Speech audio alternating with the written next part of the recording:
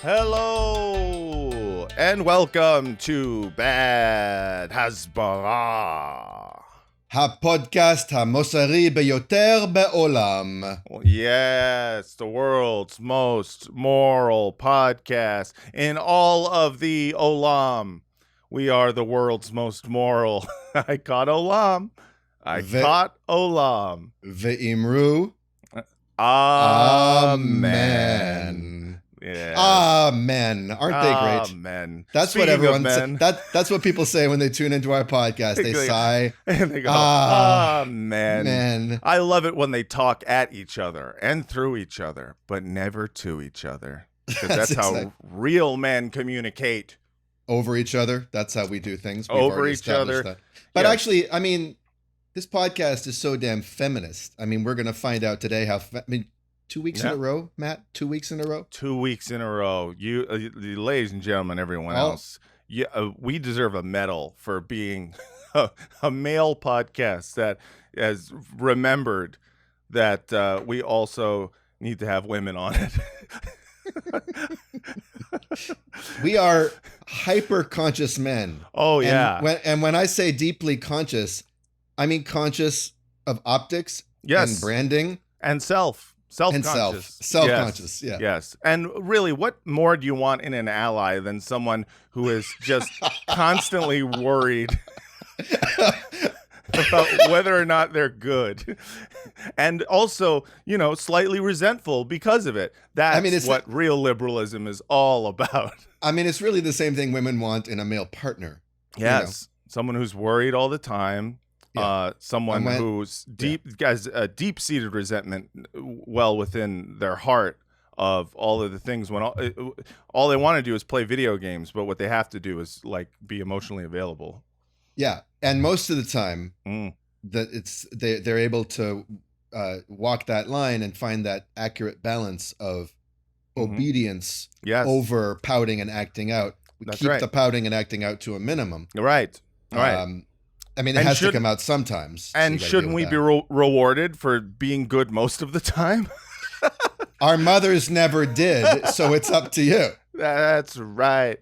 5 stars in a review on all of the podcast apps. And shout out to producer Adam Levin. Also, this is some random news, but if you are someone who is thinking about subscribing to the Patreon at patreon.com/badhasbara. Apparently, Apple is doing this thing where they are punishing all podcast apps that you get through there. If you have an iPhone and you have the Patreon app, for example, they're going to start taking 30% of whatever money is donated. So if you're subscribing at $5, they'll take 30% of that. It's insane. So if you are someone who wants to subscribe to Bad Hasbara's Patreon, don't do it through the iOS, the Apple app. Just don't download the Patreon app. Just go onto your browser and do it there. What the fuck is it with the Jewish people and apples? I know. It's just... From the very beginning. Fuck you, Tapuach. Yes. First you make us eat one, and then we're kicked out of the garden. Well, but Matt, let's be real. It wasn't us. It was the women folk. That's right. We're back. Men. Yeah, I truly do not know what's going on with the whole Patreon thing, but I got an email from Patreon just so you can either eat the cost or pass it on down to your hogs. And I was like, my hogs will not be touched. Okay. So how dare you? Farmer Lieb draws the line. Most moral farmer. Electric fence. Man, okay, let's say it with me. Down with the Patreonarchy. Down with the Patreonarchy. Yeah, no, seriously. You guys, you're fucking up. Apple, you're the worst. And when I mentioned this on Twitter, hey, don't subscribe through the Patreon app if you have an iPhone because Apple's trying to take money. Someone was like, well, the real reason to boycott Apple was something about they will match employee donations to the IDF or some insane thing. And I was like, yeah, I'm sure there's other more sensible reasons to boycott Apple, but right now, the most important thing is that my hogs aren't taken advantage of. And I think are we the only like creatives in the world being like, dudes, go to Spotify right now and give them your business? Yes, go on Spotify. Don't, go use fucking Google Chrome, open it up, go patreon.com/bad Hasbara, subscribe. Okay. That's right. Can I introduce a totally superfluous, extraneous, and unnecessary segment to this show? Please. I would love that. All right. So you need to bring it in by saying, "What's spinning, Mate?" Hey, Mate, what's spinning? Well, Matt, these days, I've been spinning The Leaders of the New School, A Future Without a Past. This is Busta Rhymes' old group. You see him there, little Busta, before he became a bald-headed, roided... is that? I didn't know that was him. That's him. Yeah. This is before Scenario, with the Tribe Called Quest. Then I've got Donald Fagen's very rare Kamakiriad. This is the lead singer of Steely Dan, but kind of sci-fi jazz. Look at that. Odyssey. That's what's spinning. What else is spinning? And this is I'm only gonna do 3 at a time. This is the brand new Michelle Endadeo cello album, collaboration with the words of James Baldwin. Wow, I love that. No More Water, the Gospel of James Baldwin. It's very cool. I love it. Yeah. Did Busta Rhymes go to the new school? Is he a graduate Leaders of the New School. I always thought he went to Tisch. Man. I thought he was a Barnard guy. He was the only man. No, it wasn't Barnard. It was what's the most Jewish? Yeah, Oberlin. He went to Oberlin. Yeah. Yeah. I love how I know the names of any of these schools. I grew up on the West Coast, and I have only ever visited New York like for a week at a time, maybe 4 times. Yeah. It sounds like a great place, though. Every time I go to New York, I'm like, wow, the Big Apple. And then wow, New York City, yeah, skyscrapers and everything. Name that tune. Oh, Alicia Keys, New York. No, Living for the City, Stevie Wonder. Okay, yeah. That's what I was gonna. That was the next thing I was gonna say. Doesn't turn out well for that character. And right before we introduce our guests, I do need to play you one thing that I saw on the internet, because I know you are also a big Kendrick Lamar fan, just like I am. Huge. When the Drake v. Kendrick beef was, at its peak, I remember thinking to myself, like, there's for sure going to be some sort of Hasbara backlash on it. Like, this is going to be like considered anti-Semitic somehow because Drake is Jewish. And I said, there's going to be think pieces and whatnot.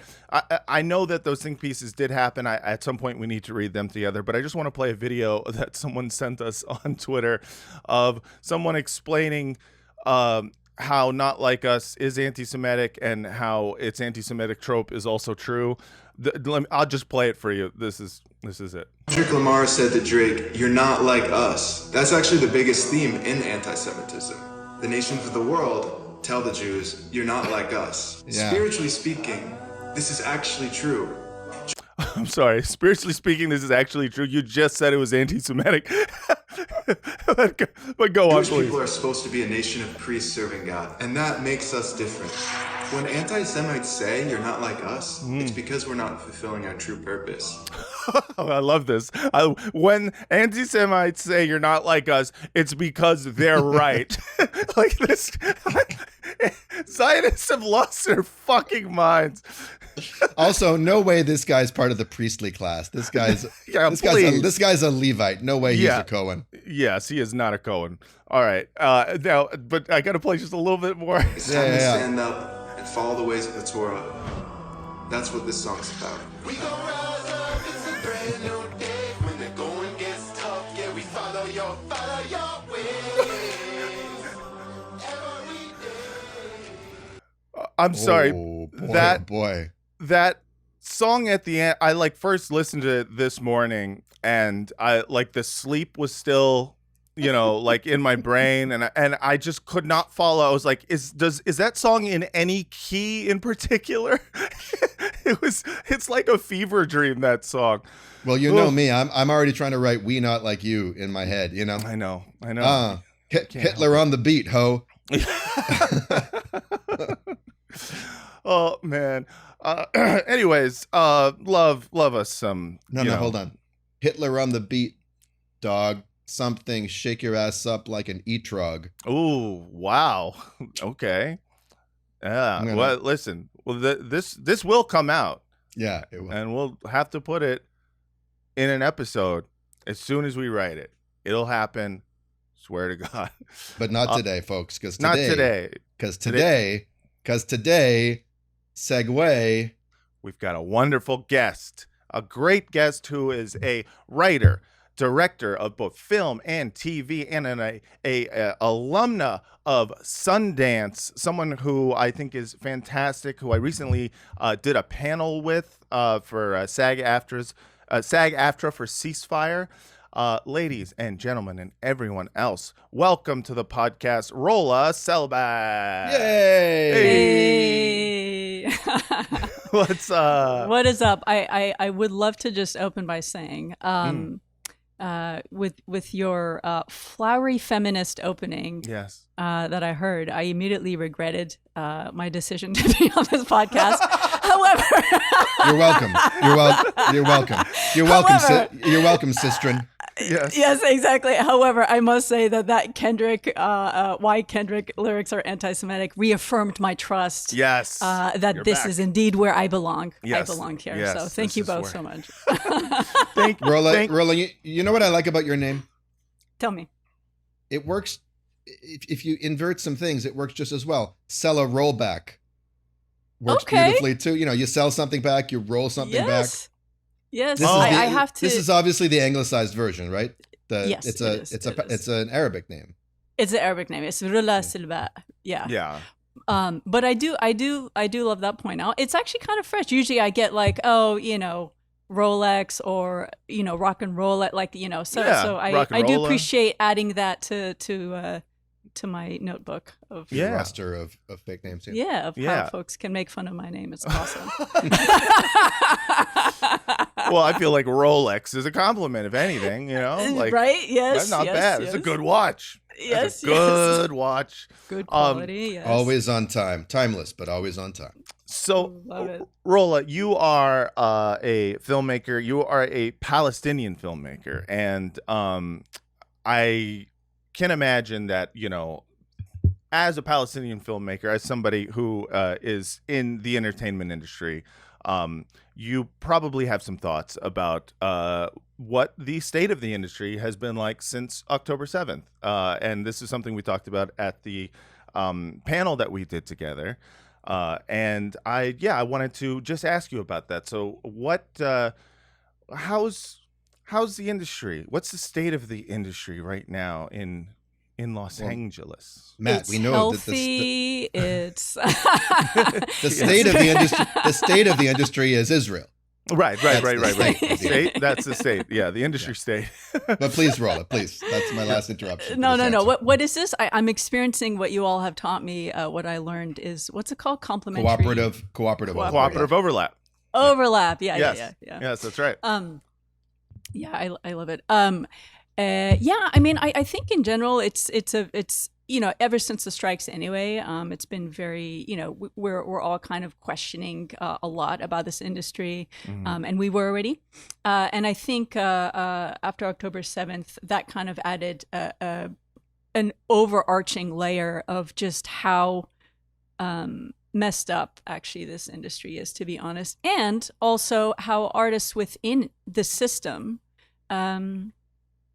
can't and are afraid to voice their opinions as well. So not only are the folks who are kind of the ruling class of Hollywood, let's say, staunchly, I don't know, pro-genocide, quote unquote, question mark, but also that the artists within it feel, and there already was and is a culture of fear within Hollywood, right? So we see the Weinstein situations. We see so many situations where this culture of fear makes every creative feel like, oh my gosh, am I in? Am I out the club, right? Am I in? Am I out? Am I will I get the job? Will I not? Right. And so you have this culture of fear anyway, and then you add now on top of it the fact that you cannot even say what's happening is a genocide without getting blackballed is really scary. I think it's a scary place to be. And then I don't have to say, but like we all saw the brave Jonathan Glazer, like, you know, giving his Oscar speech, which was very, I thought, like just beautiful, human, like, you know, not really pushing any buttons. Yeah, and yet thoughtful. you saw thoughtful, that's a perfect word. And yet you saw how his hand was shaking. It was how his hand was shaking. Yes. That's really indicative of what's going on in Hollywood. Yeah. Is the new version of the casting couch where a producer sits on the couch, invites you to come over and asks you what your favorite Israeli invention is? Right. Yeah. That's actually kind of milder than I thought you would go. But I love it. What comes to mind when I say make the desert bloom? Yeah, exactly. Yeah, exactly. But certainly, and probably Matt, you know this, and Daniel, I'm not sure how Hollywood. Involved in Hollywood or Hollywood adjacent you are, but there absolutely is this sentiment of are you or are you not? You know, I don't know. I think it's more like are you or are you not?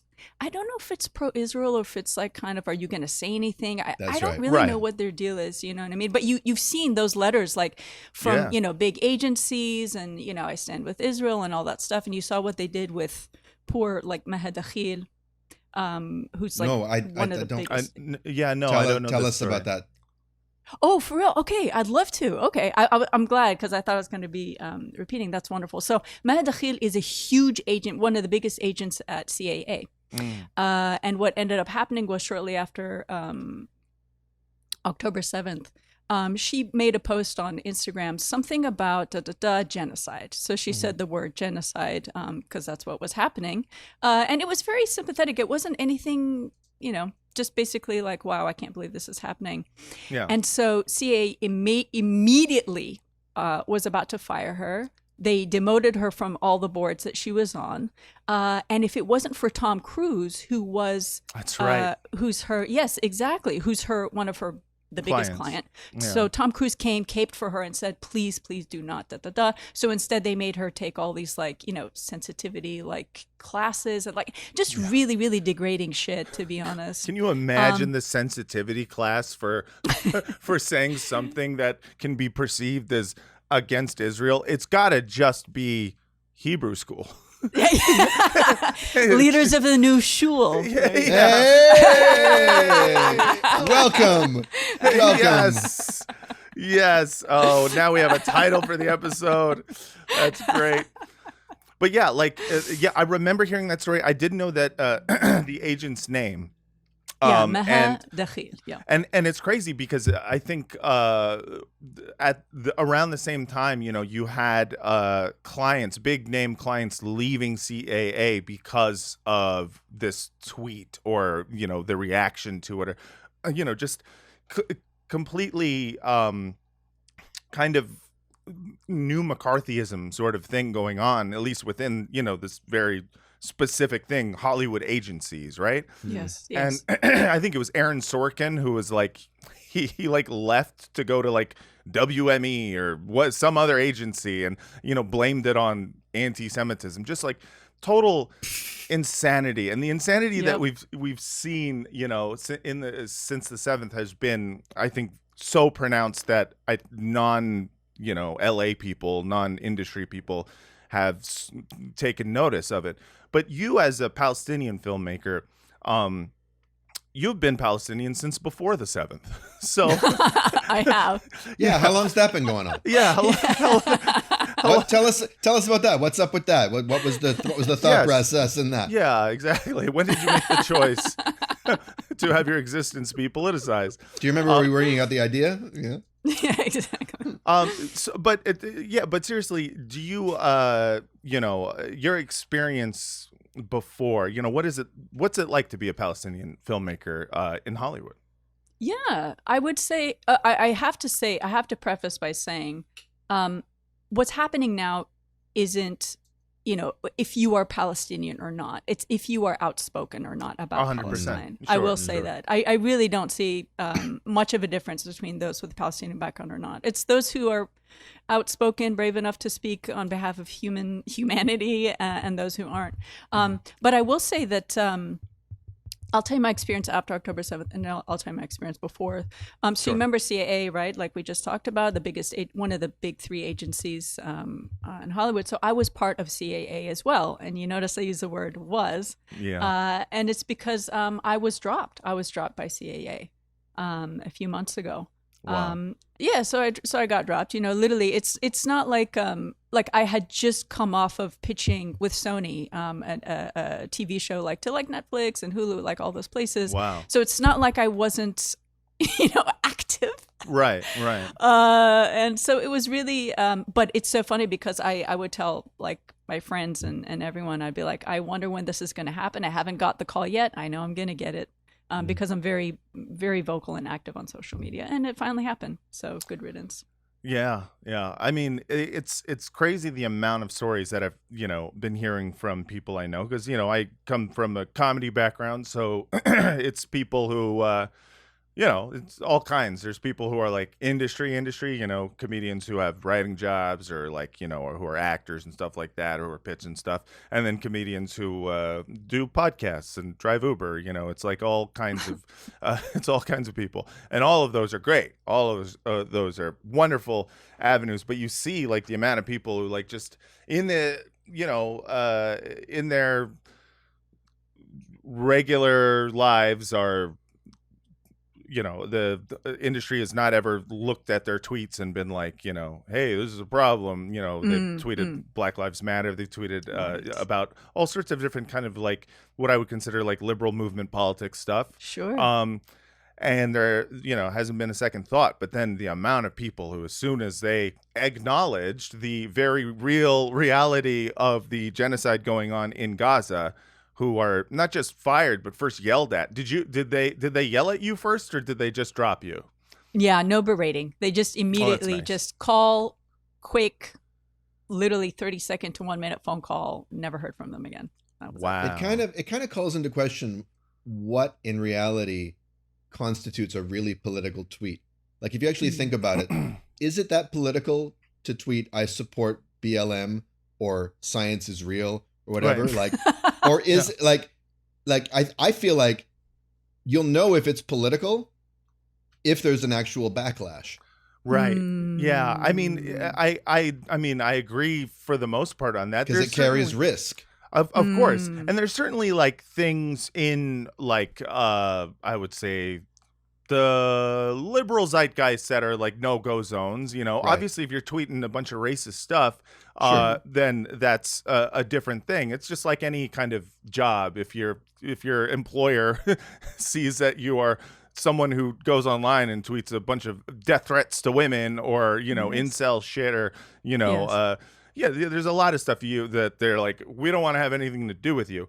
The difference here is kind of the inversion of reality that Zionism leads to, in which you are called a racist for protesting against what is clearly a racist state doing racist actions. That's right. It is completely maddening. It is absolutely maddening. It's enough to make you literally lose your mind, actually, and question reality and question everything. And this gaslighting is just so insidious, to be honest. Yeah, they should be honest. Just say, in this house we believe in race science.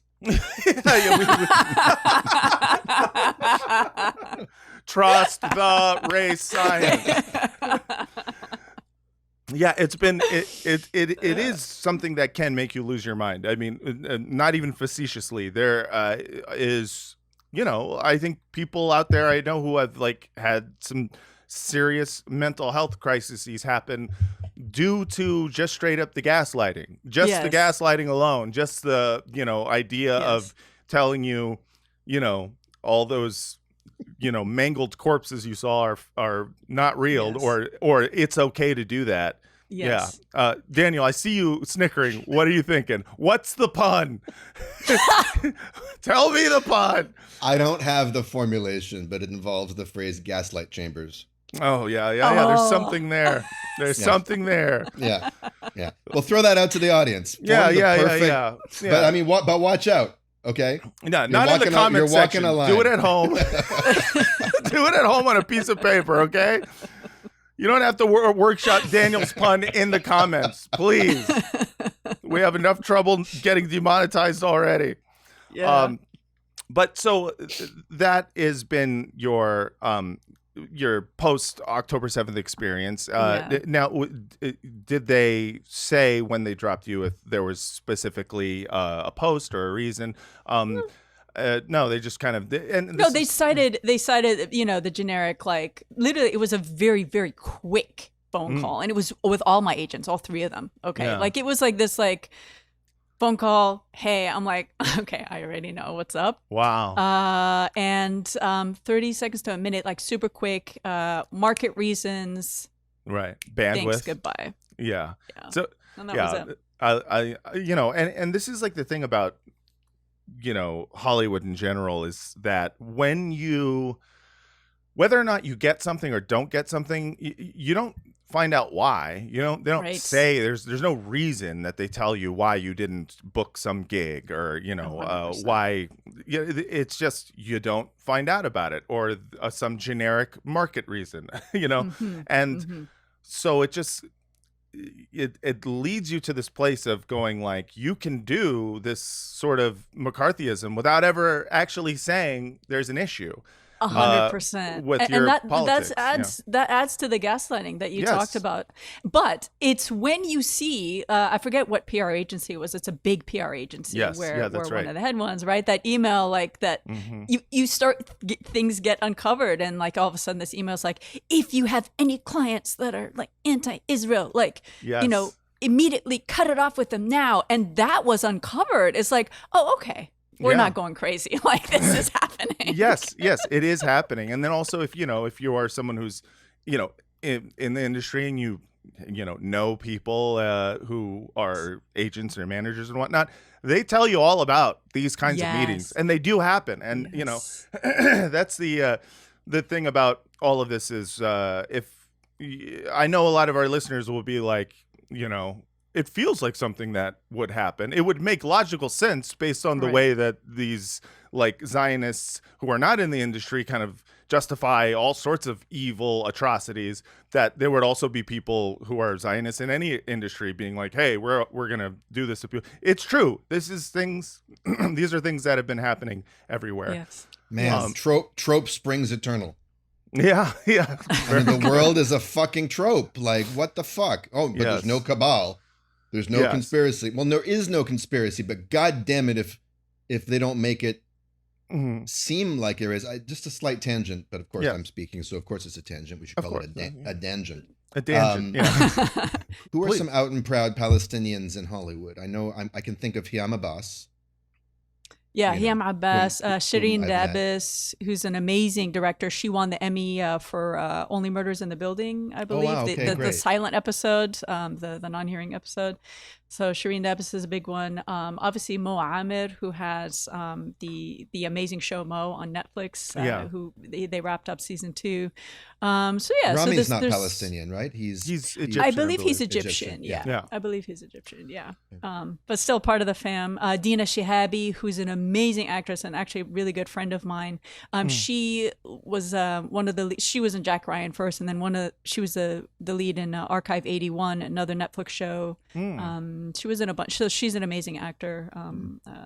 Palestinian as well. So, did you ever have experiences as a Palestinian filmmaker in Hollywood before the 7th in which you considered your identity as a Palestinian to be a hindrance, or where you weren't sure whether or not your identity was being politicized, just unconsciously or consciously? Yeah, I to be honest with you, it was more feeling tokenized, which actually maybe is a better feeling than than being ostracized. I don't know what's worse. It's one where we accept you, but we kind of want to control your image, or we actually completely reject you and everything you stand for. I mean, they're both kind of insidious, but we understand, right? We understand that Hollywood's just, basically the PR arm of, the U.S. the and American military industrial state. complex. Exactly. So it's no surprise. Like, I knew what I was getting into. I'm not like a dumb. I'm not, it's like, oh no, how is this happening? You know what I mean? Yeah. I knew. However, I would say I felt more tokenized. For instance, examples might be like when I would write Arab characters or even Muslim characters, the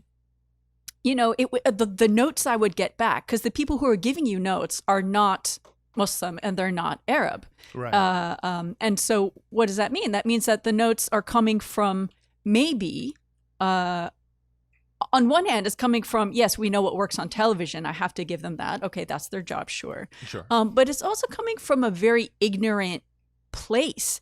And what they're doing, and I'll tell you an example of one of the notes I got. I call it Tea Party in a Mosque. And I'll tell you what this note was. Please. So basically, my point is that, I'll tell you the note first. So we were writing a show and and it's about, hey, 3 Arab friends, they're women, and what's it like to be Arab, female, and young in LA.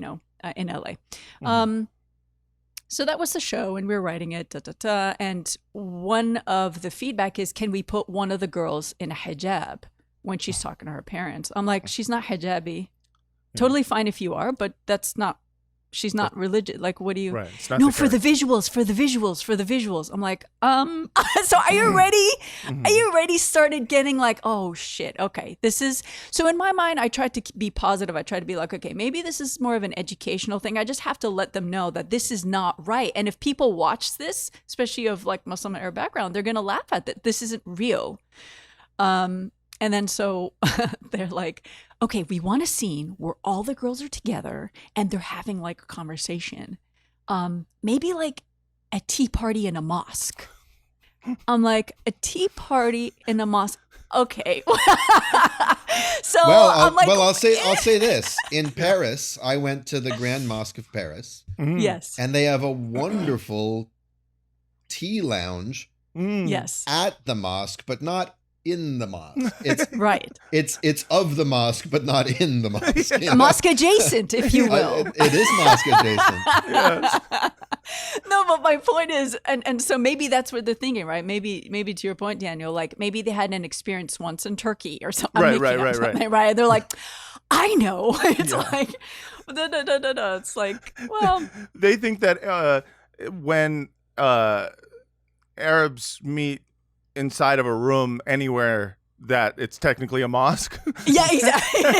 Exactly. It can't just be in the house or just at like fucking Earth Cafe or something. I'm like, what is it?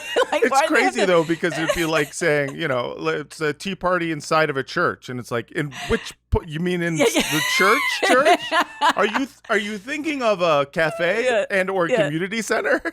100%. Can we have these two Jews share a kiki in the at the bima, Yes. While they're sitting shiva somewhere, I'm like, what is happening? Well, what is happening? So my point is, like, it's one thing, by the way, and I never fault anyone for not knowing. Okay, I really don't. I'm not one of those who's like, you should have known, you should have done your homework. I'm not that. Yeah. However, the way to have, I think, asked it is like, is there a cultural thing where they can all be? What's relevant to you? Tell me. Like, we'd love to have these girls, talk, have a conversation in a more somber area. Like, what would that be to you? Like, is there So you could ask me. Don't tell me what you want them to do when it's completely irrelevant to the culture or the religion. Right. Yeah. Don't give a weird suggestion, especially one based on ignorance. Yes, 100%. And the thing is that what the thing is, Matt, is I think the thing about it is it's the unabashed. It's the kind of unabashed feeling that they can just say anything and it's fine. They can just suggest anything and it's fine. You're not going to be offended. It doesn't actually matter what you think. I'm going to suggest, you know what I mean? So and that they have great ideas. I mean, this is just... that's different. This is a very specific Hollywood thing, is that anyone who is in the position where they give notes, they're in that position not because they have good ideas, but because they will not stop giving their ideas, and they think the fact that they have that position justifies how good their ideas are. So they're just like, I got all sorts of things. You could do tea inside of a mosque. I was thinking, like, what's that big square over in Saudi Arabia? You guys are like a dance party at the square. You're dancing around the square. I got all sorts of ideas, man. You're at do they have, we will dance again in the square. Do they have fountains at Muslim holy places? Can we do a Friends type thing? Yeah. Like splashing around. Yeah. No. 100%. And I'll give you one other example of actually tokenization, which is so I got this email once from my agents, and it says like, oh, looking for a Palestinian writer for a Showtime show, like mini room right away. Like basically they're looking for something. I'm like, wow, okay, this is exciting. They're finally, even discerning between Arabs, like a difference between a Palestinian and a Iraqi and Egyptian. So I got excited. I'm like, cool. Do you guys know like Showtime show? So immediately when they said Showtime, I'm like, okay. I'm thinking Homeland. I'm like, okay, they have a certain reputation, but let's see what's up. Yeah. So I met with them, and it turns out that it was an Israeli show where they literally actually told me, in actual literal words, told me that they wanted a Palestinian in the room to humanize two people. One of them was the wife of a terrorist, and then the other one was the sister of the terrorist. Yeah. Good. We're not sure if it can be done, but we would think it would be nice to have them approximating human. Yeah. Yes. Well, so we stretch. We had the writers' room was mostly Israelis, and they were writing them not really with dialogue, but more with like some sort of like oinking noises and braying and grunts and such. And we said, what if they said human words? Yeah, exactly. Well, because and we thought, just why go let's go easy on the people doing the closed captions. Like, how are you going to transcribe that stuff? Let's give them some words so we can have it actually in the script. It'll be simpler. Who are we going to find? Yeah, it's funny because in this sense in this quest for representation, which is like a kind of a double-edged sword, because it's hard to representation is important in terms of equity in like writers' rooms or in any kind of work, but then you have, of course, it being used cynically by people who do it to tokenize and in order so that they can have a more genuine terrorist dialogue or whatnot. And it's like they're still repeating the tropes, but they're doing so while trying to humanize, which you can take it or leave it. There's obviously tokenization and that kind of stuff is obviously problematic and can be racist and disturbing. Is there a part of you that's like, oh man, those were the days since the 7th?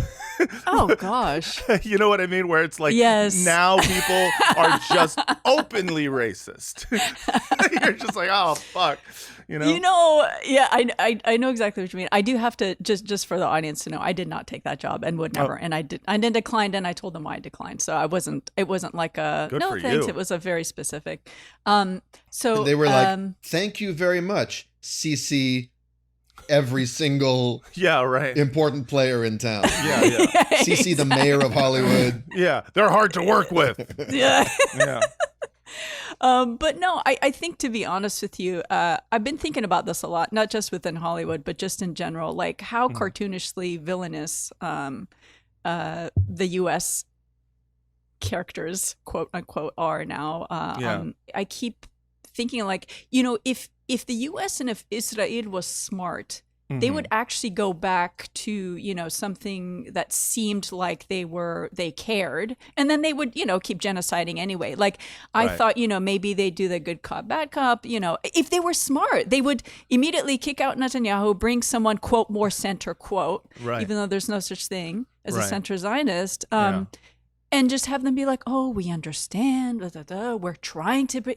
They're not. They're not even pretending. They're so cartoonishly evil. Yeah. And for me, it's haram. Like, obviously, we don't want lives to perish, and this has been the most horrifying, I don't know, stain on humanity of our lifetime. I think that we've seen in my generation. Let's say. Yeah. In many. Yeah. But in other ways, it's been so much clearer to people who've been curious and have been like, wait a minute, what's going on? This is going on. Oh, I see it. Like, they see it. They see it. There's no, you have to read between the lines. They see it. And for me, it's better to see it, to be honest, because. Yeah, that's interesting. You know? Yeah. No, completely. It is almost refreshing, because you get to, at the very least, show people who, like, what you have been seeing underneath all the smiling and euphemisms, and be like, see, this is what I'm talking about. These people who wanted to, tokenize me for this role, you might, write for these, a terrorist and the sister of a terrorist. You might see me and go like, oh, hey, come on, they're doing their best, they're trying representation. Thought you wanted that. And now you get to see what's behind all of that. Now you get to see the actual, the actual racism that they just have been holding on to deep in the hearts of every Zionist. But I want to segue into something that is relevant to this in terms of the total inversion of, reality with Zionists, and specifically what's going on in Hollywood. There was an article by the Jewish Chronicle about Gal Gadot, and who, as we all know, one of Hollywood's greatest stars, one of Hollywood's best and brightest actresses out there. Why not go all the way, Matt? Why not call her Gadot? Yeah. What? Why not? It's Gadot. I don't know. Is she? Oh, yeah. Is it Gadot? It's Gadot. Gadot? Maybe no, you know what? You're right. It's Gadot. Gadot. Yeah. I don't know what God means, but yeah. Yeah. Well, listen. The plural of God. What if God was one of us? What if God was Gal Gadot? Yeah, what if God was Gal Gadot? Was Gal Gadot. So here is the article that I want to share with everyone. The boycotting of Gal Gadot isn't, quote, anti-war. It's anti-Semitic, anti-progressive, and anti-human. From righteous to ruinous, how the progressive mask is slipping away in the wake of October 7th. So here is this article. Here's this opening. The author is notable too. This is an Iranian woman, Elika Lavan. Yes. Who's one of these Iranian people who, and it's not all Iranians, but there is a huge split in the Iranian community where for her, any enemy of the Islamic Republic of Iran who oppresses women and all this kind of stuff is a friend. worth defending to the end. Yes. Yeah. She DM'd me once. Mm-hmm. Did she invite herself on that Hasbara, or was she trying to engage me in a conversation? I hope she invited herself on this podcast. I don't think so. No, I think she's it was on before. it right now. Yeah, she's on it now. Welcome, Elika. Welcome, Erica. Oh, sorry, Elika. So here's the first sentence here. And if I didn't tell you what this article was about, imagine hearing this first sentence and thinking it's about this. All right. One particular trend of our post-October 7th world is witnessing the tribe of people once lauded as humanitarians, progressives, and anti-racists becoming the exact opposite: regressives, racists, bigots, and xenophobes. How is that not exactly about every Zionist that I know? That is the most insane sentence. That is literally verbatim what I've said about like 10 friends that I had, where I'm like, listen, you used to be humanitarian, progressive, anti-racist. Now look at you. Especially since she uses the word tribe. I know, she's using tribe. I swear to God, she's trolling us. She's actually a comrade. A tribe called Questionable Politics. The next sentence is even wilder. It's even wilder. The waves of hate directed at Israelis and Jews in the past 10 months have revealed a widely accepted, peculiar inversion of traditional racism. Which once condemned the people for their alleged inferiority, now instead condemning a people for their alleged superiority. No, motherfucker. It's condemning a people for their own allegations of self-superiority, which is what we've always done anytime a people ascribes, or what's that word? I forget it. Arrogates to themselves. Arrogates. Arrogantly, but arrogates to themselves a status of superiority. Of course, we condemn them. Who's condemning? Yeah, all these Palestine activists are like, we are so sick of this master race oppressing us. Yeah. When will they stop lording their objective superiority over us? Look, Yes. just it's not fair. All right. It's truly amazing to write that sentence and just be like, it used to be that racism was when you thought people were subhuman. Now it's when you think they're Superman. My God. Whose song is Poor Superman? Is that... I don't know. Poor Superman. Isn't that Laurie Anderson or something like that? Could be. Like an art rock thing. Yeah. But that's what this is. It's Poor Superman. Poor superhumans. Pity. That is the Ubermenschen's burden. It's incredible to be like, now they're hated because of how awesome they are. That's right. We can't stop tweeting about how awesome Israel is. We're mad that they invented the cherry tomato. Not that they're constantly murdering people. Hamas crimes are excused and all Israelis are treated like war criminals. Well, but not all Jews. Not all Israelis. Only Zionist Jews, they gleefully insist, as though conditional racism is something worth patting themselves on the back for. Once again, Zionism, not a race. Zionist is not a race. Well, she would say, okay, but Zionism is the condition on the Jewish race, but even then, like, so is Nazism. Not all Germans throughout history. Right. Only the Nazi Germans throughout history. Right. Yeah, it's like, that's a very important distinction. That's right.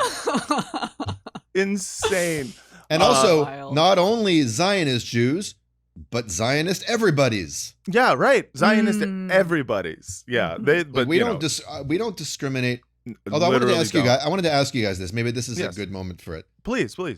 I heard Norman Finkelstein on a podcast recently, which, by the way, Matt, I've written to the man, and he's writing a book on Gaza right now, but he asked us to circle back to him in September. So okay, the word is out, Norm. You're on. Oh. Wow.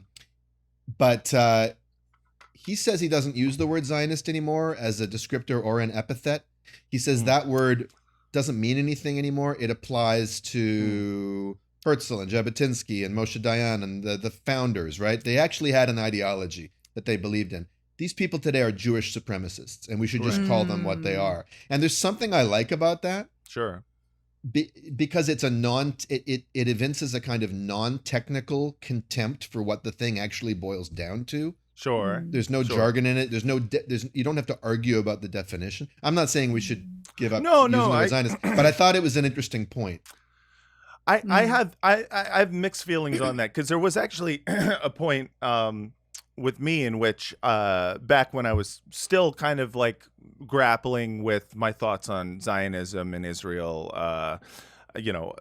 when I was a little bit younger, where I was like, we should just stop using the word Zionist or anti-Zionist or, Zionism, because it means different things to everybody. And, anyone who's using that term at this point is suspect, and we should just, blah, blah, blah. And I just kind of got to the point where I was like, I personally think that what is more helpful, rather than policing the word Zionist or Zionism, is to firmly establish the definition of that word so that it is something you would not want to self-apply. And so I don't know. It's important to me because of the fact that people do self-apply that term. Do you have any views on that, Rolla, given that? Sorry, go ahead, Matt. Sorry. Oh, I'm just saying no one, would call themselves a Jewish supremacist, right? Right. Except for in Israel, of course. I see what in you're Israel, there are people who would call themselves a Jewish supremacist. But people call themselves Zionists, like, openly. And I think the thing to do is to clearly define that word so that people know exactly what Zionism is, based on the consequences of Zionism, so that is inextricably linked to this genocide and to the persecution of Palestinians. And that's my thought. I love that actually. I didn't think about that, and actually that's really, really I actually love that train of thought. I think I want to say I don't care either way. It doesn't mean I don't care. It means that it actually, I think whatever's the most useful and whatever actually most useful, less hurtful. That's what it is. But I do like Jewish supremacy. Why? Not necessarily to attribute to people like, for instance, Biden. I to your point, I can't imagine him saying like, I am a proud Jewish supremacist, right? That doesn't make any sense. Yes. But I do really feel like that term should be heard more as it relates to Israeli society. Yes. Because I don't think people really truly, some people do not truly understand how, when they're calling themselves the only democracy in the Middle East, yes, we see that obviously like they're genocidal, whatever, but I don't think they understand that it's also not a democracy. Right, yes. And also the rights of the Palestinian citizens within the occupied territories and outside and everywhere else are completely occupied by this Jewish supremacist system, legal system, society, all that type of stuff, because they don't matter as much as the Israelis say the Jewish population does. 100%. And well, they matter strictly for optics. They matter. Oh, sure. It's very important that they maintain a 20%. Right. There you go. Yes. Presence. They love citing that 20%. Yeah. And just, the Druze, they love saying. Oh, they love the Druze. I love that. That's my favorite. What did you say about the visuals, about the hijabi? Right. Like it's for the visuals. The Palestinian people in 48 Israel, who have rights with an asterisk, are a very important facet of that Hasbara. Yeah, we need the optics. 100%. But I would love to talk more with Norman Finkelstein about that, because I think it's interesting, and I understand where he's coming from with that for sure. Yeah. And when he does come on, I look forward to you interrupting him and then him yelling at you. No, it's he doesn't yell. Mr.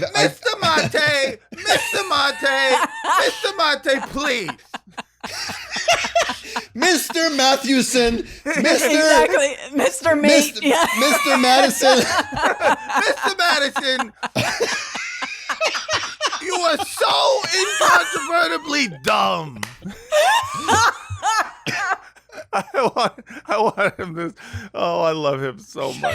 I did an online event He's with such him. a legend. It's more that I just wasn't able to interrupt him. No, I know. It's gonna be great. Until we were just interrupting each other. Like, I think we're gonna have to adjust but it'll be great. But anyway. Moving on. Well, let's just continuing with the story real quick. This is so good. Despite being historically oppressed, exterminated, drummed out of everywhere they called home, and one of the main victims of the same white supremacy they are now charged with, quote... I'm sorry. Drummed out is so funny. I'm just imagining, like, played off, like, on an award ceremony. Like, every time the drums get out, like, sorry, Jews, gotta go. They struck up the oud and the fucking, whatever the Arabic drums are called, and just played them off until they left the fucking stage. They drummed us out. Now we gotta go again. Oh no, they're bringing more drums. We just got here.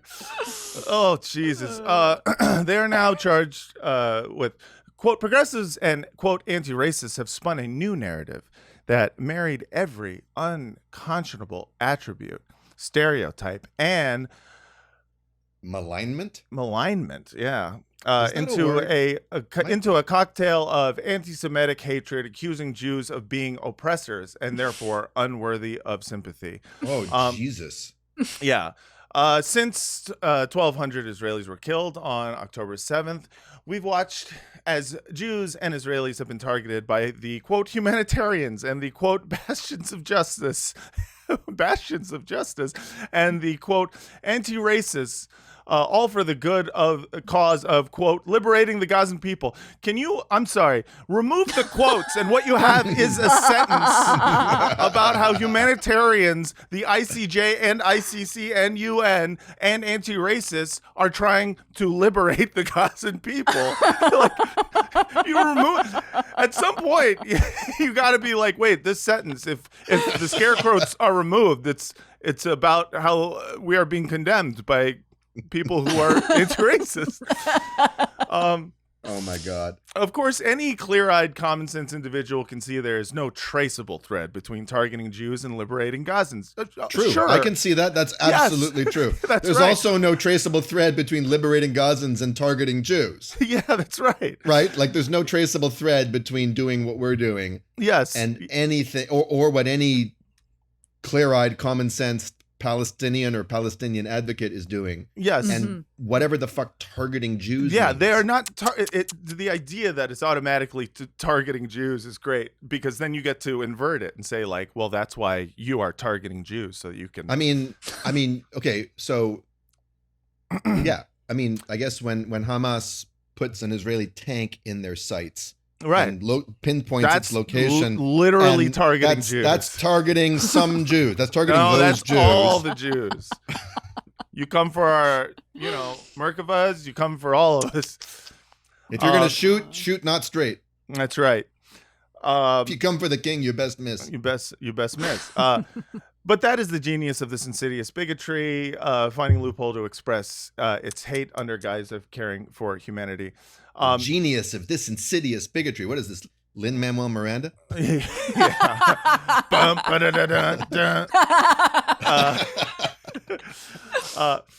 the latest chapter, finally, we're getting to the woman of the hour, Gal Gadot. Actress Gal Gadot, who plays the evil queen in the upcoming rendition of Snow White, has been subject to typecasting, anti-Semitic casting. Yes. Has been subject to these same targeted attacks. As images of Gadot in the new role surfaced, the, quote, humanitarians and, quote, anti-racists emerged from their, quote, safe spaces for intersectional liberation to launch a witch hunt against Gadot for her Israeli nationality. She's literally playing a witch. Is it a witch hunt? If she's playing a witch? Explaining how fitting it was for Gadot to play a character that tries to kill a child and steal her kingdom. I'm sorry, but this person is this is an op. I swear, she is a comrade. That is so funny, and it'd be one thing if this were a meme spreading across the world, like everyone knew this funny joke about like how fitting it is for her to play a character who tries to kill a kid, steal a kingdom. I had not heard that. That's hilarious. I haven't seen this many quotes with like short like quotes around 2 words. Since reading Manufacturing Consent. Like Chomsky does this all the time. Yeah. He'll just pepper his thing by like citing the thing. But she's got no citations. What? Yeah, I was like, he has They're just air quotes, basically. Yes. Yeah. This is someone who types and then does an air quote. Yeah, exactly. As she's typing. Yeah. Oh, my God. Yeah, at some point, if you write an article that is entirely filled with scare quotes, you are just... If you remove the scare quotes, you have an actual sentence. All right, content creators with huge platforms immediately demanded that their audience boycott Snow White in protest of her participation. With others, parroted the Sick. old. With others parroting the old anti-Semitic trope that she was only cast because, quote, Jews run the world. Once Everybody again, together. Jews run the world. yeah, who run Jews the run world? the world. Jews. Who run the world? Me. Oh God, I wish I ran the world, Doug. Who run the world? Yours truly. Yeah, Little old me. yeah. Who run the world? Guilty. I'm sorry, but to say, with others parroting this old Who run the world? Present. present. to say this without a single, it's not a link. It's just like this. It is literally just writing something and being like, I'm inventing a straw man. I mean, listen, I'm sure there is someone out there on the entirety of the internet who said the only reason Gal Gadot got this role is because Jews run the world. And I'm also certain that other Nazis wrote under that, I guess, but you're kind of missing the point here, dude. like, she is already a huge star. She got the role because she is Wonder Woman. What the fuck are you talking about? To be clear, this was not a boycott against the war in Gaza, against Netanyahu, against Likud, against settlements, or against Ben Gvir. No, this was a Jewish boycott. Yes, right. No, that's what this is. Sure. This is not the first time we've seen the Jewish boycott. Earlier this year, Marvel erased the Israeli heritage of Sabra, a Jewish superhero, seemingly to appease the anti-racists who were offended by her race. Not only that, but they introduced a non-canonical Palestinian character named Shatila. I cannot. Oh my God. Sabra versus Shatila. Wow. I cannot. Wow. I cannot. I'm on one today. Too. You are on. That was really good. Welcome to the show, Rolla. The Jewish boycott is often found in art-dominated spaces. It goes on and on to talk about all of that, but it ends with animus towards a people because of their race, ethnicity, or nationality is certainly nothing new. However, what we have come to understand more than ever in our post-October 7th world is that a shockingly effective loophole for expressing bigotry is to hide it behind, quote, caring for humanity. Well, if it is, then Jews only have themselves to blame because we wrote the fucking law, right? We're the lawyers. So if there's a loophole, yeah, we got to fix that loophole. It's on us. Anti-Semitic tropes. Oh man. God. I have to say that was very painful. Yeah, that painful. Wasn't it? You know what, Matt? It's funny because I usually I never, how do you say, expose myself to that type of so I'll read the headline and maybe whatever, and then I'm like, no, right. I'm not doing it. Yeah. This is the first time I've actually sat down and been forced to read and hear. I'm like, this is so fucking bad. It's so insane. Cringy. Yes. Who is this for? Actually, who is this for? It's for the people who are still desperately clinging on to the idea that Jews are being attacked by the Western world, not just the Islam. It's for people in the West who are like, oh man, I wish Hamas was here so that I could also claim to be scared.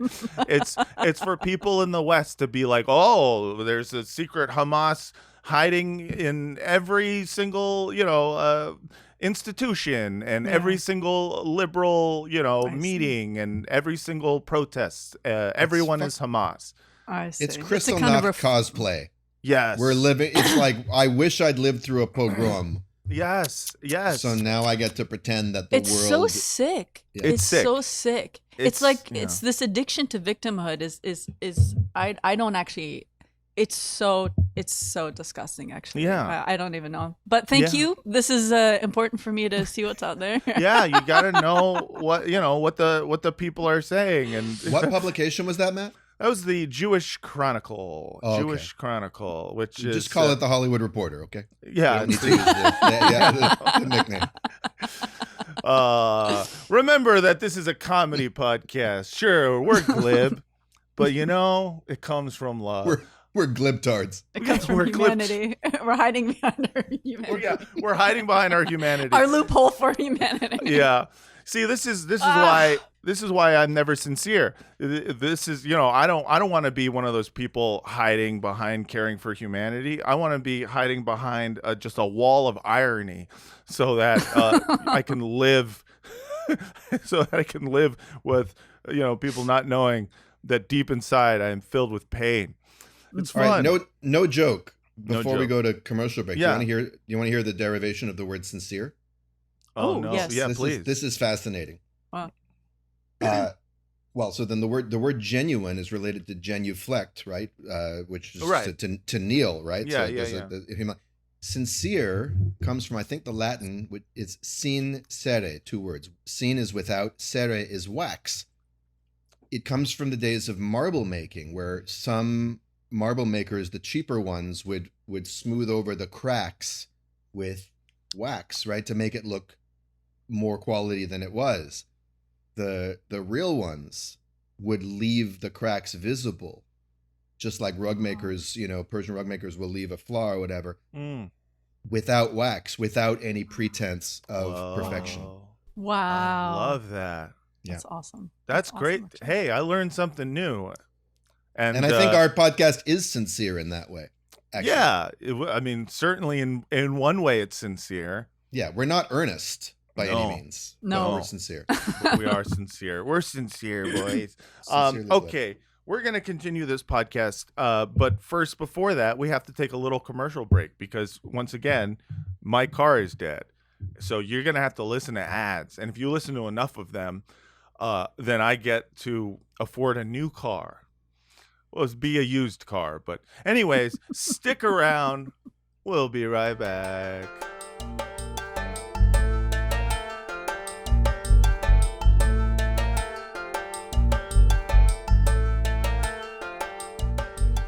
And we're back. Welcome to Bad Hasbara. We're back talking with Rolla Selbak, filmmaker, writer, director, Sundance alumna. And we're here talking about Israel stuff. Daniel, you alerted me to something that Haaretz reported recently. Guys, say goodbye to the fun part of this episode. Oh, we're getting dark. Schnikes. What happened? Yeah. So this is basically a Haaretz report that the IDF uses Palestinian children as like minesweepers, essentially. Human shields. Yeah. Which and this has been reported in Arabic press for quite a while, but now people are taking it seriously. As exactly. Max Blumenthal said on Twitter, now that it's been reported in Haaretz, the New York Times has a Hebrew language report to ignore. Oh yeah. Yeah, exactly. No, we'll ignore that one. Thank you. All right, so I have it right here.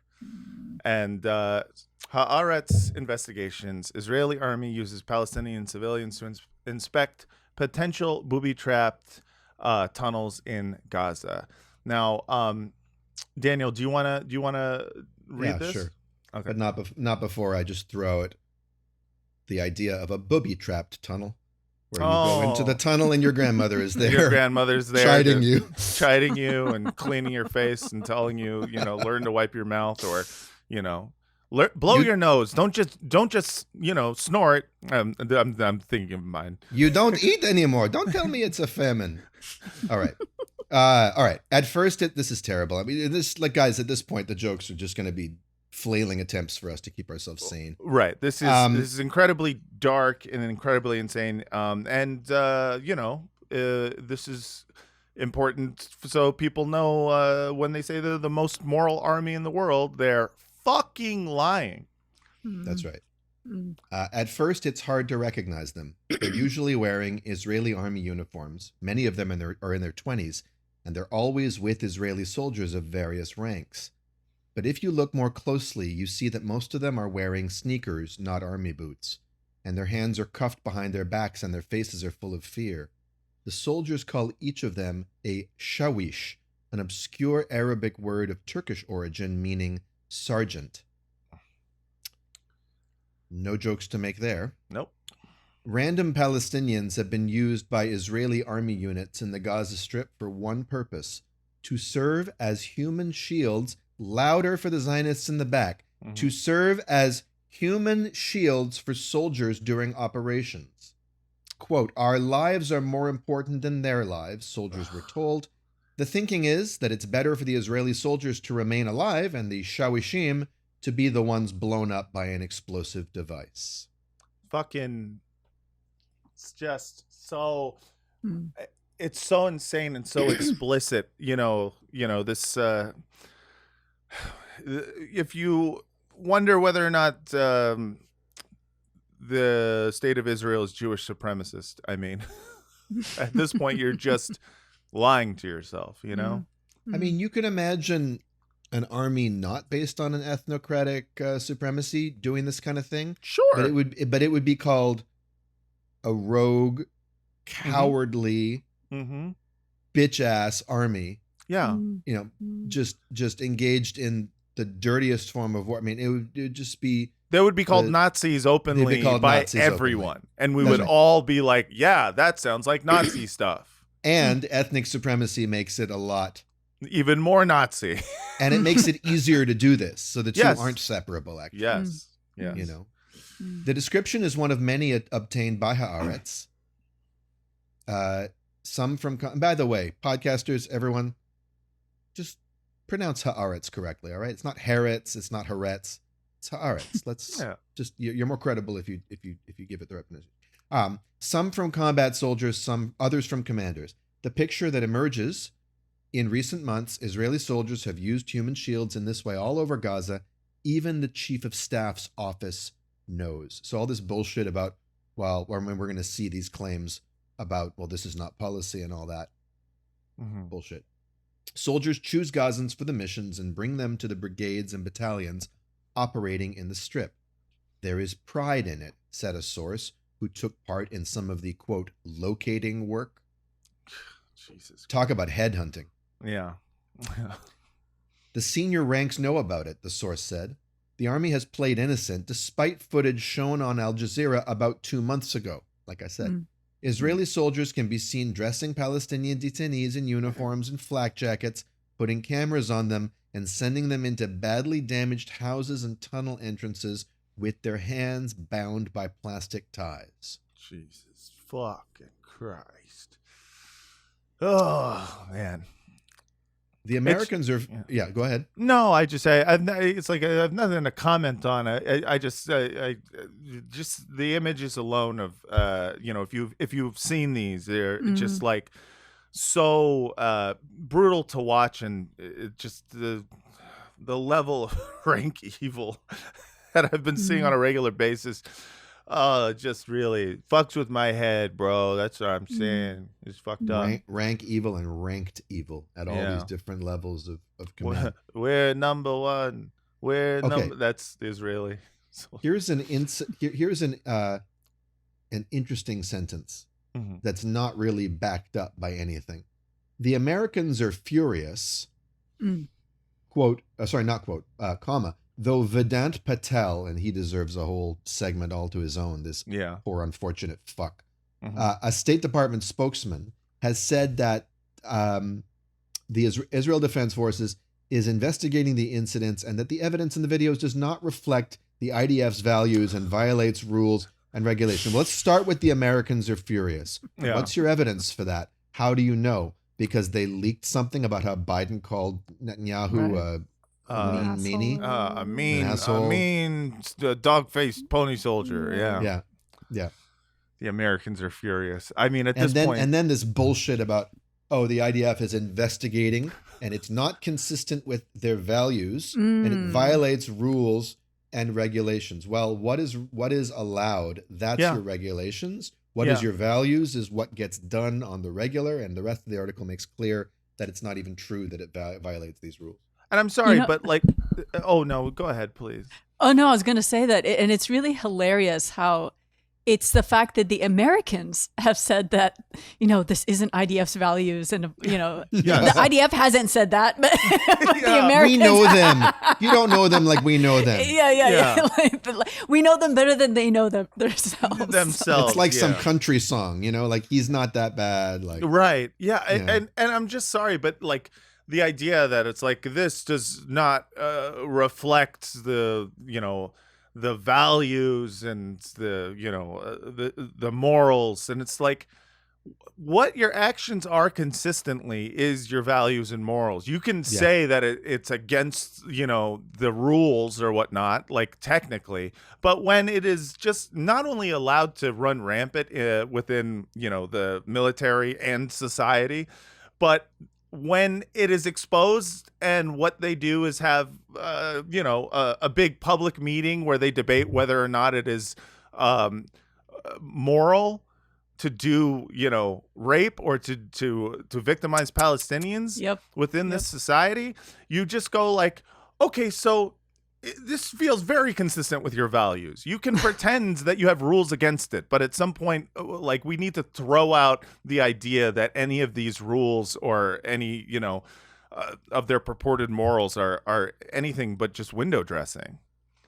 It's insane. And also, speaking of human shield, like Patel, like, I mean, what the fuck is going on? Also, the difference between him and an actual human shield that's being used is he's choosing. Yeah, he could just fucking just. He could get another job. Just leave. Yeah, just quit. Like, what are all these people doing? And do you notice it's a lot of them? They're like people of color, like that they put as spokespeople as well. Yes. The ones that like Jean-Pierre. Exactly, raising their hands at the UN on behalf of the US. Who used to be a vocal and vehement critic of AIPAC and all this shit. What an absolute, I mean, I don't have words for that level of, I mean, I've seen these people's hands. They are not zip tied. Yeah, that's the point. Yeah, exactly. There's no one with a gun behind them leading them down a fucking tunnel. It's like it is. Their hands are zip tied by their ambition and careerism, and it's just so disgusting because it's not that the white guy, not that Matthew Miller and John Kirby are any better.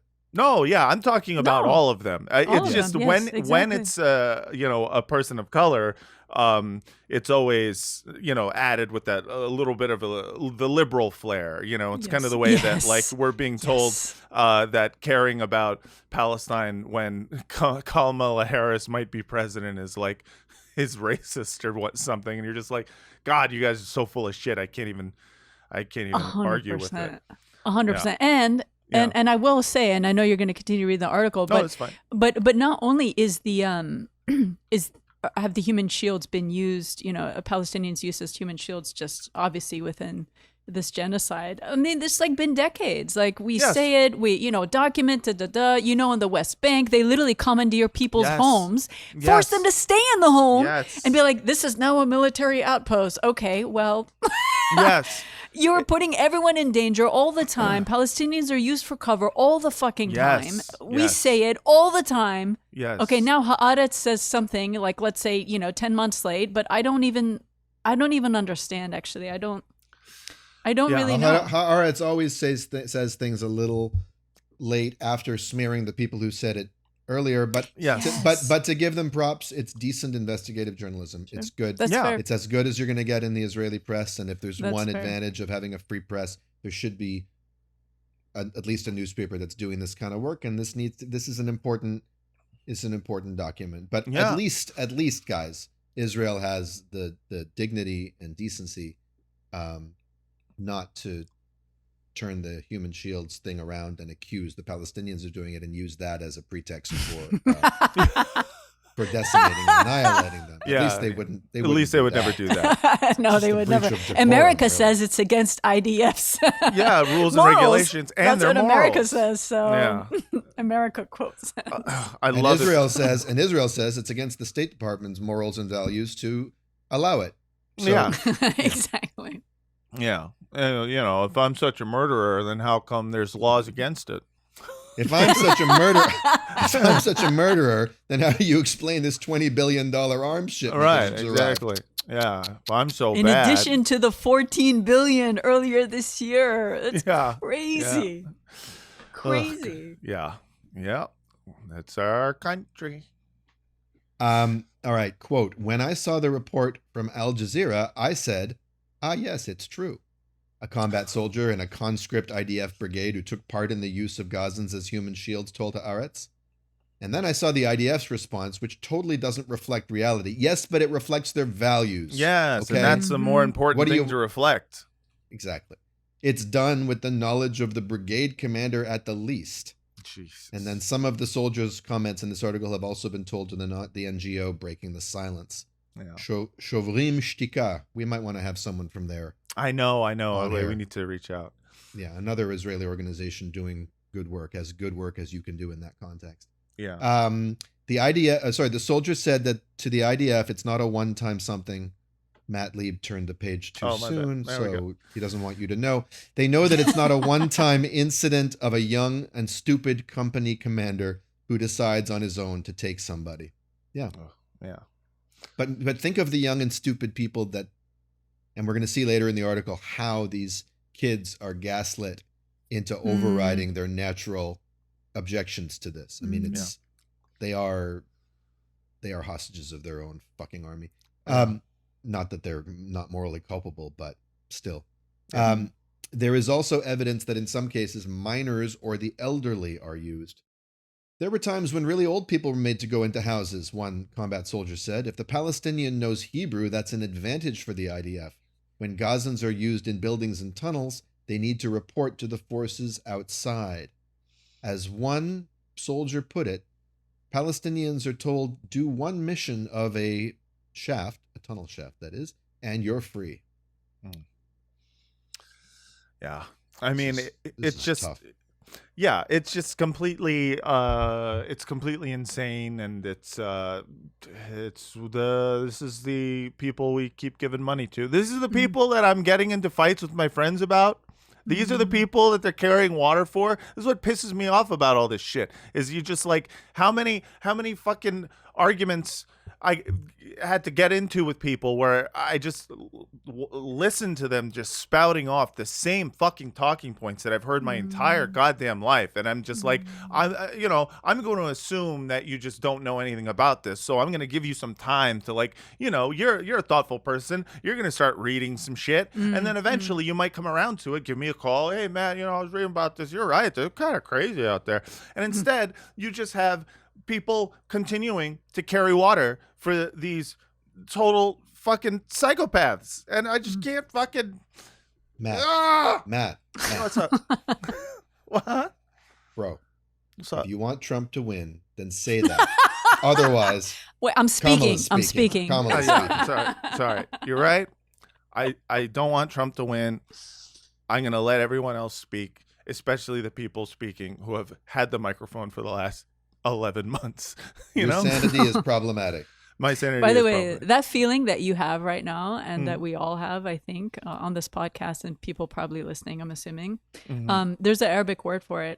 It's called aher or qaher, and what that means is there's no direct equivalent, but it's like this kind of your heart hurts, it's burning, you feel upset, you feel angry, you feel like you don't know what to do. It's like this ahead, it is deep inside. So it's there's a reason why there's a word for you it. can there's an actual word for it. It's really it's something I think we're all feeling for sure, and especially reading something like that, like the emotional lexicon of Arabic is incredible. The just the capacity to express, just from what I've encountered, like there's so many words for feelings that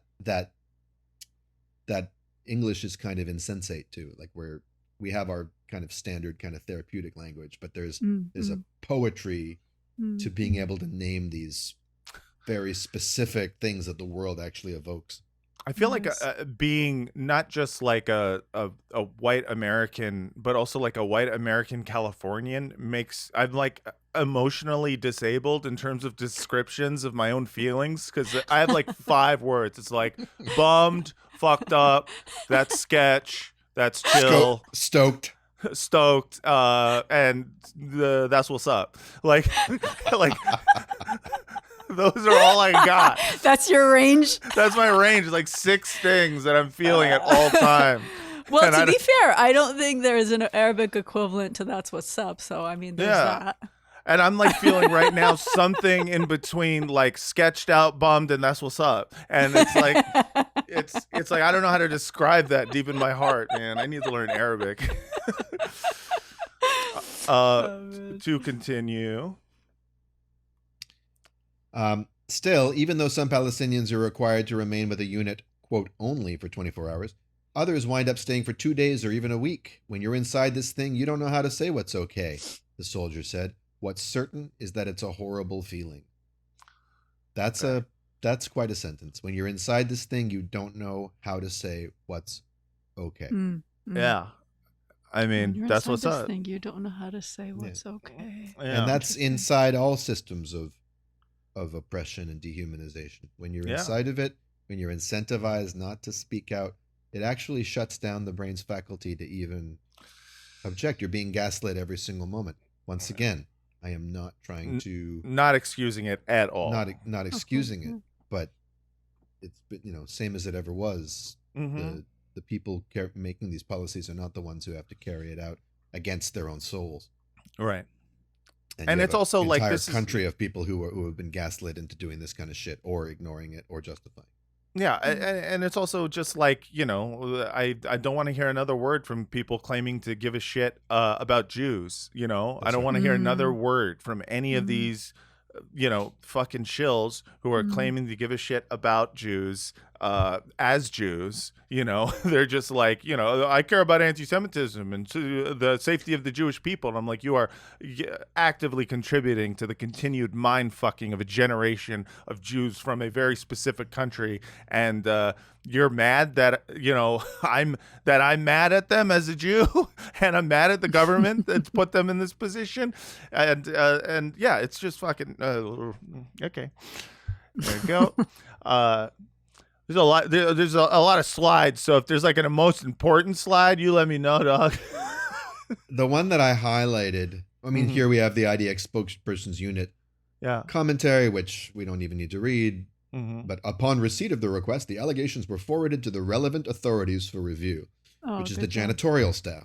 Exactly. The head of Southern Command, Major General Yaron Finkelman, who I assume is about 19 going on 20. Yeah, right. Yeah, 17-year-old guy. We know the perfect model of a modern Sabra Major General is barely drinking age in the States. Knows too, a source at Southern Command says, in every meeting where this issue was raised, there were commanders who were warned who warned about the ethical and legal implications if the matter was exposed publicly. Well, so the ethical implications don't apply if it's not exposed publicly? Right, exactly. Ethics is basically optics. Yeah. Morality is a different question, but that's never talked about. There were officers who asked that the meeting be halted so that they would be allowed to leave. And as I said on Twitter a few weeks ago about something else, boy, that deniability sure sounds plausible. Yeah, very exactly. Yes. A soldier in a conscript army brigade added, quote, about 5 months ago, 2 Palestinians were brought to us. One was 20 and the other was 16. We were told, use them. They're Gazans. Use them as human shields. According to this soldier, that day, soldiers in the unit began to ask questions about this use of civilians as human shields. They also wanted to know who gave the order. According to the soldier, quote, they tried to say something about October 7th, not something concrete. One person said, don't beat them too much because we need them to open the locations where troops need to enter, such as buildings and tunnels. Oh, God. This order was just one that the soldiers received. For example, they were also required to keep the Gazans handcuffed and to ensure that the Gazans didn't escape or enter. Can we ever call them Palestinians? I mean, I was just about to say that. I swear I was just about to say that. Gazans. Yeah. That the Gazans didn't escape or enter the rooms and floors where the commanders were. The Gazans were given combat rations and water. You got to keep that energy up if you're going to go get exploded. Many soldiers felt uncomfortable about this, demanded answers, and even shouted, said a person who was near one of the Gazans. one of the Gazan adjacent soldiers. Yes. Most of them realized there was a problematic incident here, and it was hard for them to process. He said. Yeah. I love Poor that. Poor them. Yeah, it was hard for them to process. Yeah, I love this like low-key therapy speak here, where they're just like, well, so this is problematic. This is a big yikes, and also I'm getting the ick. I'm getting the ick, and I'm having trouble processing this right now. So this is not a safe space. I'm going to need to take a mental health day. That's right. I'm going to go on leave with a mental health day, and we'll come back and we'll explode these Gazans, not Palestinians, later. Yes. Okay? If I'm going to commit your war crimes, I need a safe space in which to do it. Yeah, exactly. And this has crossed the threshold. 100%. This is... It's just and of course, this is like, if... again, credit where credit is due to Haaretz for occasionally doing pieces like this in which they actually do have occasionally doing journalism, and but it's just like the ease at which you can humanize the IDF soldier, and also the ease at which you can dehumanize Palestinian children as the Gazans, the human near the Gazans said, and you're just like. It's listen. They're doing their best. Fucking A. It's like a zookeeper report, isn't it? Yes, exactly. It's like near a giraffe. Is that a fucking just? Oh man. Yeah. The Gazans were restless today, and it's just like this whole article. It's just you're seeing explicitly soldiers talking about how they said use this person as human shield. And yet we're not only supposed to, be mad at every single Palestinian who gets murdered because they are a human shield, but we're supposed to believe that it is moral to do so, to have them killed. Yeah. The Magen David? Uh-huh. The Magen David? Uh-huh. You think it means Jewish star, right? Yeah, I thought so. But star is kochav in Hebrew. Magen means shield. So it's the shield of David. Whoa. Yeah. That's crazy. Wow. I mean, that sounds deep. I don't know what it amounts to. I don't know either, but that's deep. That's interesting. Though. That's probably deep. Yeah, probably deep. There's one slide where I highlighted some text. Speaking of animals is worth getting to. I think it's coming up. Here we are. This soldier said that the commander's comment was made with such aggressiveness that it was clear that there was little room for the troops to express doubts, as opposed to other times in conscript armies where, like, let's take a straw poll, guys. How do we feel about this? Let's get the temperature in the room. Okay, we're doing morning comment section. Boker tov, everyone. You just tell me any complaints you have. And it's a good idea, Yossi. Good idea. Yeah. Let them live. Okay. One soldier said that when he and his colleagues asked why, they were told about the dogs of the Haaretz canine unit. Dogs were getting killed or wounded when they were sent in to locate explosives or attack the enemy. Or after their experiences, the dogs had to be discharged because their operational senses had deteriorated. Oh my fucking God. A more senior official confirmed this claim, though some soldiers said they thought this was just an excuse to soothe consciences. Oh my. So just unpack that for a second. It's so disgusting on its face. Yes. But then the meta level, it's like they're kind of just whitewashing it. We don't really think it was about the dogs. Yeah. Like, if it was about the dogs, that's the most horrific thing I've ever heard for about 10 reasons. Yes.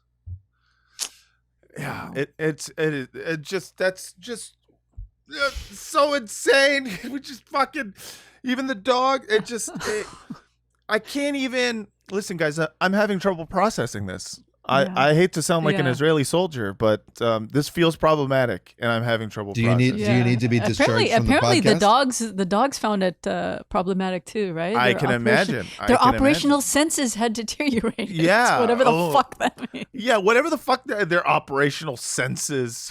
It was just like, are you talking about a dog that is literally traumatized? Yeah, that's the good thing about dogs. they don't ask questions. No. They don't ask meek, ineffective questions to which they'll get an unsatisfying answer and then they'll just obey. They just shut down. They can't do it, which, because they're more sensitive. So here's another incredible paragraph. Mm-hmm.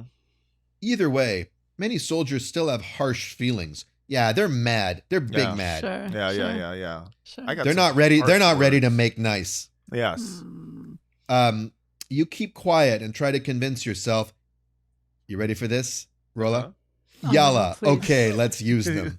There's the Israeli use of the word yalla. I'm actually going to turn off my mic and video right now. I actually cannot fucking. I actually cannot.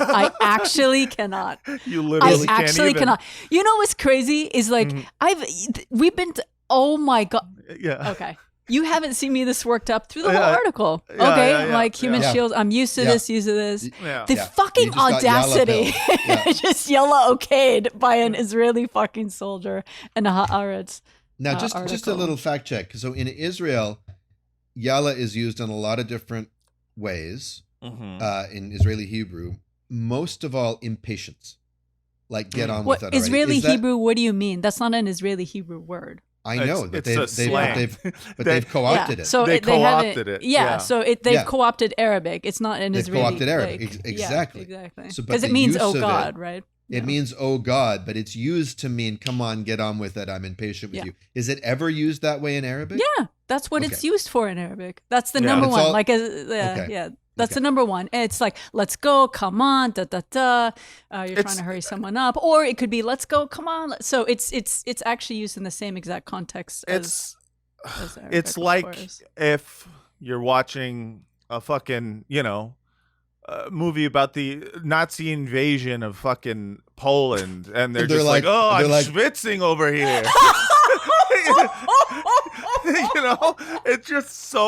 It's just so offensive on its face, where you're just like,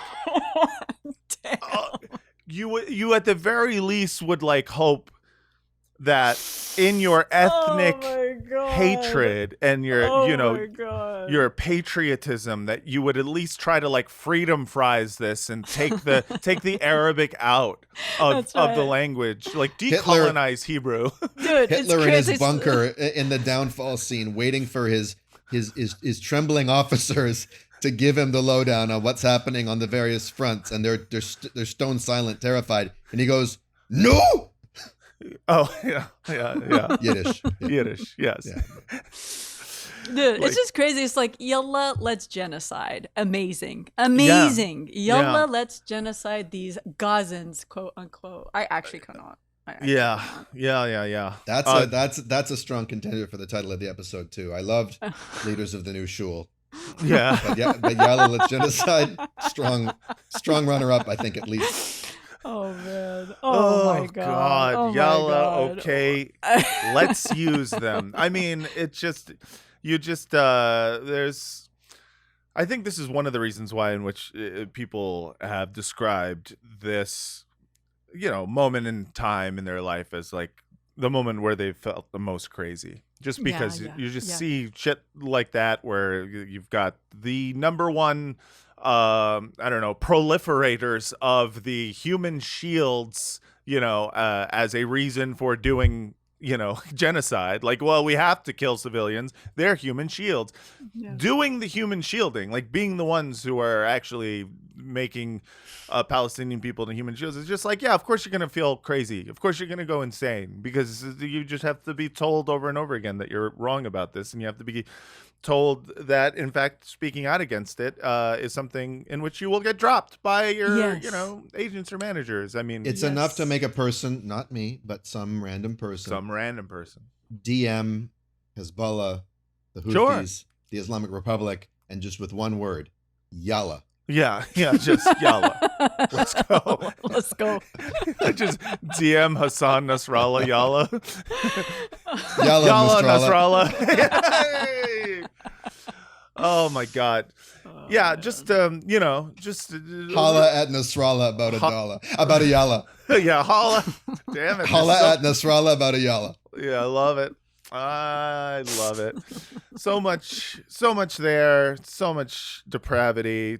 too much for me to handle as we get closer to the end of this episode. My final thoughts are with a man, a myth, a legend, who is leaving us. Well, not us so much, but he's leaving the UN. I'm talking about Gilad Erdayan.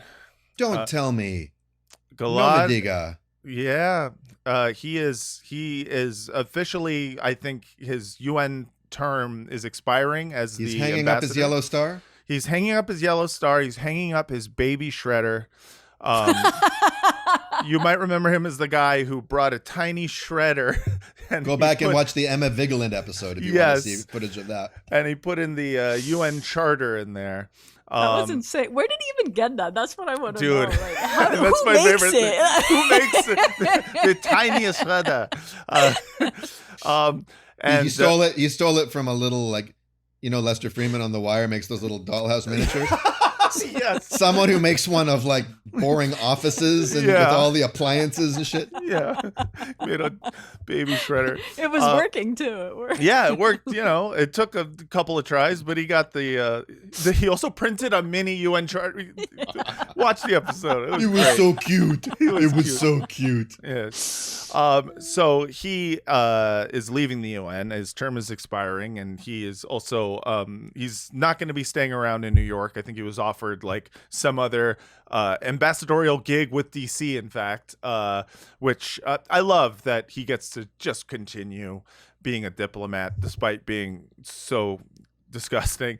But here is him and his final words at the UN. Colleagues, as this may be the last time for me to address you as Israel's ambassador, though who knows, perhaps another session will be called because of more terrorist propaganda, I would like to leave you with this. I have been immensely, immensely proud to represent my country here, the most moral country in the world, the most moral country in the world. You listen, Palestinian representative, in this warped place. I hope one day. That was a based reaction from the guy. Like, I fucking heard you. I heard you. Yeah. What do you want from me? Your last speech, and you're still talking shit about me? What the fuck? McNulty, what the fuck did I do? Yeah, it's this legend. Like, he can't go through his last UN fucking speech without being like, I'm the most moral. Fuck you, Palestine. Like, unbelievable, dude.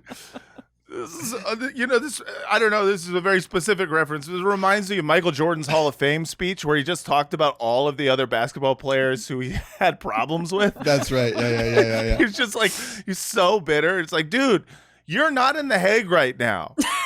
Be happy.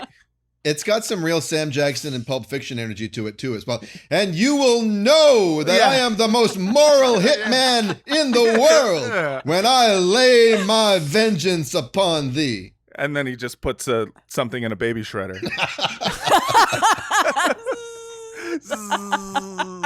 I did it. You will also see the bias and perversion of morality here. And I pray that you will see the truth. The terrorist organization that this guy represents here and tyrannical regime should be condemned, not protected. And that Israel should be praised.